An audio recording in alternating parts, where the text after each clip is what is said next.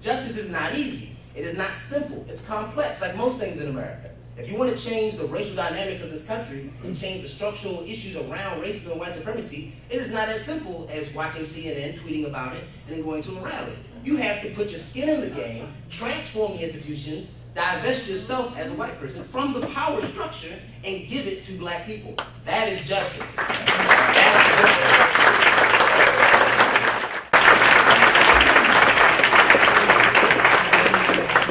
Good morning. So, again, my name is Adam Jackson. I'm from Leaders of the Beautiful Struggle, which I think is probably the best name of an organization. So I'm going to talk to you. I'm going to switch up gears a little bit. I know we've been talking about 45 all morning, but I'm going to try to switch gears up and talk about some of the local political work happening in Baltimore and to kind of give you a framing to understand how we can move forward, or how you can move forward as allies in terms of black political struggle, and be allies to people in your community when you go home. So I would like to give you some tools to go back home with, because it wouldn't be right if we came to Baltimore and we didn't talk about Baltimore and talk about the political terrain here. So before I get started, I'm going to talk about the mission of my organization and kind of the perspective that I represent. These are some of our students and people that are in LBS. But we're a think tank, and so people know what think tanks are. They're driven, they drive public policy issues for a particular constituency. So when you think about Donald Trump, people like institutions like the Heritage Foundation, the Center for Strategic International Studies, well, we're that for black people. Left. And so what we try to do is to promote an agenda that supports the liberation of black people from structural racism in this country. And that's more around our mission and our vision for the organization itself, walking in the tradition of people like Ella Baker, Malcolm X, and Fannie Lou Hamer, who talk specifically about black independence and autonomy. Because those concepts, when you hear liberation and all these concepts, they're very abstract.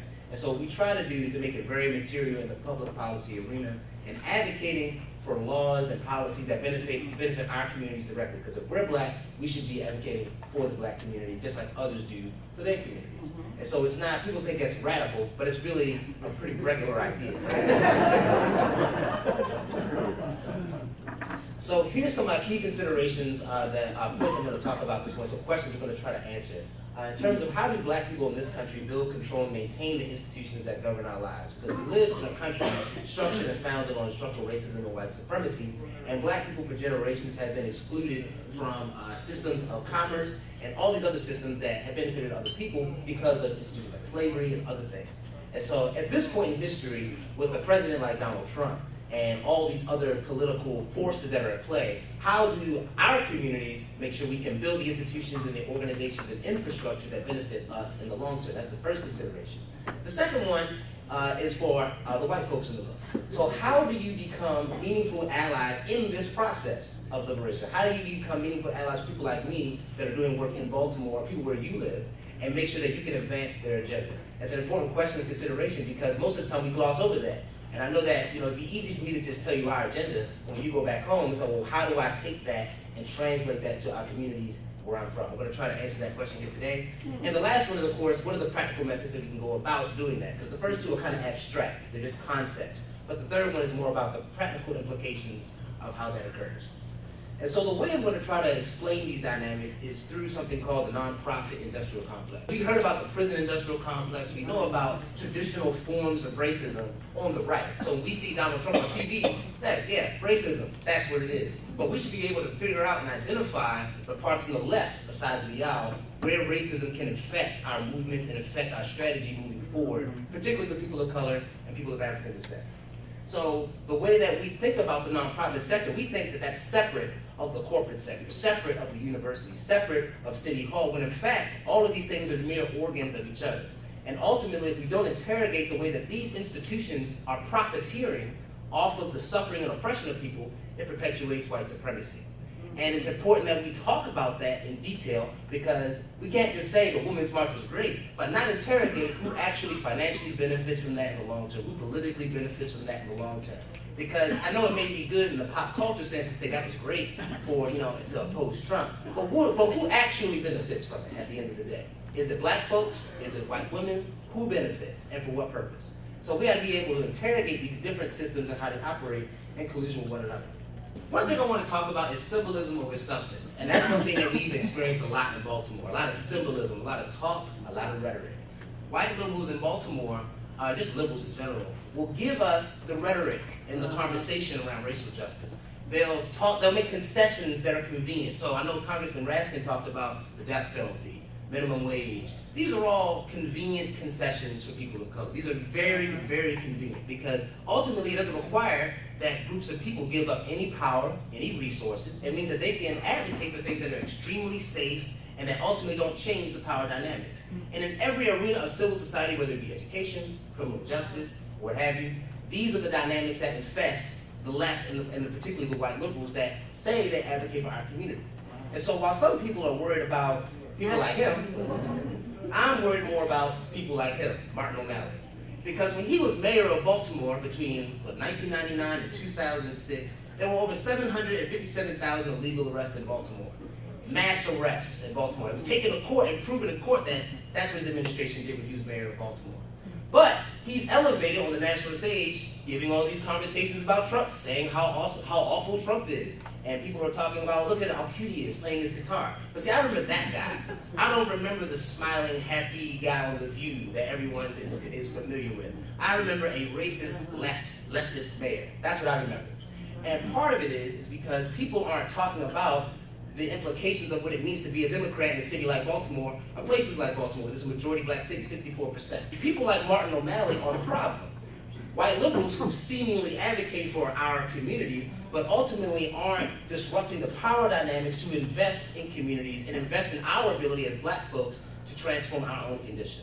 Because if all Baltimore needed was white people to care about us, then Baltimore would be a utopia. It's drastically different. But the thing is, that's not the case. So the question is, why is that the case? Is it because Martin O'Malley hates black people? I don't think so. I think it's because there is a system, white supremacy, justified by the nonprofit industrial complex that keeps people like him in power and keeps us from transforming the way the society operates.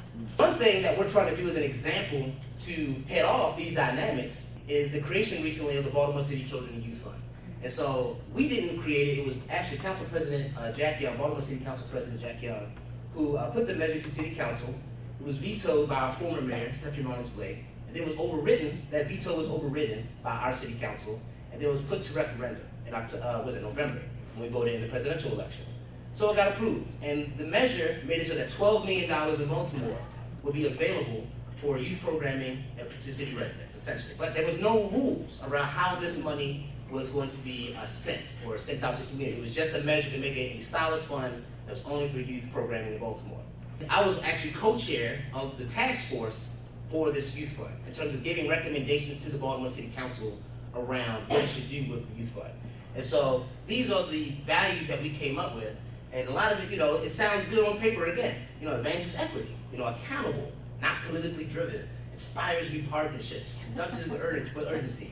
And you have to see it. It's me, I'm on 29, I'm probably the youngest person in the room on this task force.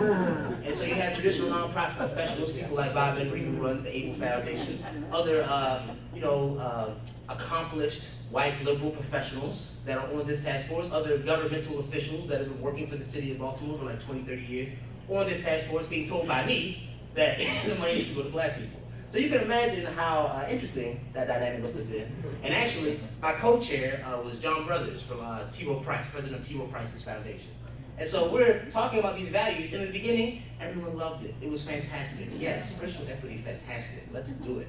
And so we're talking about what we should be doing in our work. We talked about the institution. We talked about what the institution should be in terms of where the money should go.